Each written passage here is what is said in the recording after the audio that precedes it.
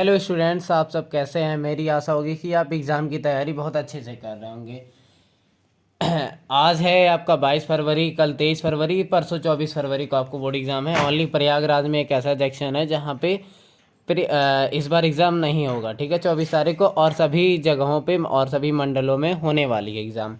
तो आज मैं आपको हिंदी की कुछ कॉपी लेकर के आया हूँ जिसका मैंने टेस्ट लिया। ओके, तो सबसे पहले कॉपी देख सकते हैं आपको, तो 20 MCQ रहेगा, लेकिन उसके बाद जो सॉल्व करने वाले क्वेश्चन होते हैं उसके पेपर आपको दे दिए जाएंगे लास्ट वीडियो में। लेकिन उससे पहले मैं आपका क्वेश्चन सॉल्व कर लेता हूँ। देखिए यहाँ पे क्वेश्चन देख लेते हैं कैसे कैसे लिखा जाएगा। तो आपका पहला क्वेश्चन गद्यांश से आएगा, जो कि गद्यांश से देखिए आपको 3 क्वेश्चन आएंगे, ठीक है। पहला होता है संदर्भ लिखने के लिए, दूसरा रेखांकित व्याख्या होती है, और तीसरा पोर्शन रहता है आपको, उसमें कुछ पॉइंट रहेंगे जो कि आपको लिखने रहेंगे। 3 क्वेश्चन आती हैं आपकी, 6 नंबर की रहेंगी। फिर पद्यांश से कुछ क्वेश्चन आएंगे जो कि आप देख सकते हैं यहाँ पे लिखा गया है। इस तरह आप कॉपी को लिखिएगा ताकि आपको हेडलाइन दिखे और जो इम्पोर्टेंट नोट्स हैं वो आपको दिखते रहें, ठीक है, एग्जामिनर, जिससे आपको अच्छे नंबर दे सके। सेम यहाँ पे रेखांकित अंश की व्याख्या, जो रेखांकित किया होगा उसकी व्याख्या कर लेंगे। और यहाँ पे उसमें रस और अलंकार पूछा गया था, तो बच्ची ने रस और अलंकार लिखा है। सेम नेक्स्ट क्वेश्चन यहाँ पे आया था संस्कृत से। एक संस्कृत में गद्यांश होता है और एक श्लोक होता है जिसकी व्याख्या और संदर्भ सहित करनी होती है, ठीक है। देखिए बच्ची ने ऐसा किया है, अच्छे राइटिंग से किया गया है। यहाँ पे आपको चैप्टर का नाम भी हाईलाइट उन्होंने किया है और यहाँ पे व्याख्या भी की है, ठीक। और 5वां क्वेश्चन आता है संस्कृत के, कुछ आएंगे आपको, वो हो जाएंगे। फिर 5वां क्वेश्चन देखिए, हाँ लिखा गया खंड काव्य। इस मंडल में, जैसे गोरखपुर मंडल की ये कॉपी है, तो यहाँ पे मातृभूमि चलता है, तो इसलिए इसमें कौन सा लिखा गया, मातृभूमि। आपके मंडल में जो चल रहा होगा आप जरूर लिखेंगे उसको और याद लर्न कर लेंगे। ओके, तो यहाँ पे क्वेश्चन जैसा भी था, चरित्र चित्रण पूछा गया था, तो चंद्रशेखर आज़ाद का बच्ची ने लिखा है एकदम अच्छे से।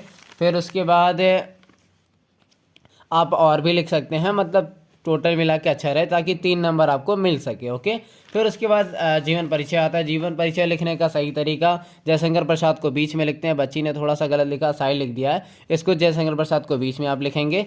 फिर जो ये पॉइंट है इसको आप यहाँ पहले ऊपर बनाएंगे, फिर जीवन परिचय लिखेंगे। ओके, उसके बाद लिखने के बाद आप इसको कर लेंगे। नेक्स्ट उसके बाद अगला जीवन परिचय था जो कि सूरदास की इन्होंने लिखी है, महाकवि सूरदास की जीवन परिचय।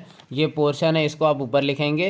फिर इसके बाद आप नीचे जीवन परिचय लिख सकते हैं। उसके बाद आप हेडिंग वाइज रचना डालेंगे, भाषा शैली लिखना होगा तो लिख सकते हैं। ओके, वैसे भाषा शैली इंपॉर्टेंट नहीं होती है, लेकिन लिखना है तो आप लिख सकते हैं, उसमें कोई भी डाउट नहीं रहेगा। 500 का 500 नंबर आपको दिया जाएगा। फिर उसके बाद आता है आपके पास कि अगला प्रश्न है, आपको यहाँ पे लिखने रहते हैं 2 लाइन के पोएम रहते हैं जो कि 2 नंबर के होते हैं। और यहाँ पे अगला आता है पत्र लेखन। पत्र लेखन किस प्रकार लिखा जाता है, तो आप देख सकते हैं पहले सेवा में जिसको आप लिखते हैं वहाँ पे इसका नाम लिखा जाता है। फिर विषय क्या है, किस किस बारे में आप लिखना चाहते हैं, और यहाँ पे आप अपना मैटर लिख देंगे। उसके बाद लास्ट में यदि आप स्कूल के लिए लिखना है, प्रधानाचार्य के लिए, तो आपका आज्ञाकारी शिष्य या फिर आपकी आज्ञाकारी शिष्या।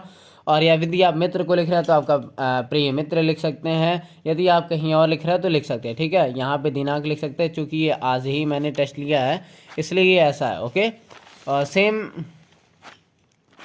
अगला देख सकते हैं क्या है।